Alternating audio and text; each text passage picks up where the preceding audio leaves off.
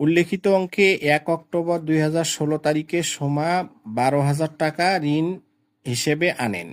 এখন ১২,০০০ টাকার আমরা জানি যে ১৯৩২ সালের অংশীদারি আইন অনুযায়ী ১২,০০০ টাকার ওপর ৬% সুদ ধরতে হবে।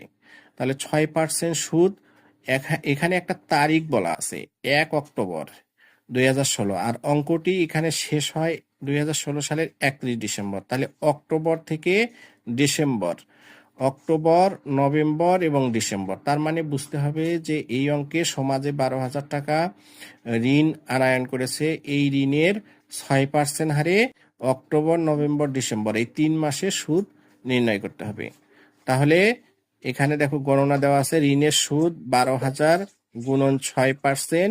এটাকে ৬% করার পর এটাকে যদি আমরা ১২ দিয়ে ভাগ দেই তাহলে ১ মাসের বের হবে। ১ মাস, ওটাকে যদি আমরা ৩ দিয়ে গুণন দেই তাহলে অক্টোবর থেকে ডিসেম্বর ৩ মাসের সুদ ১৮০ টাকা বের হবে।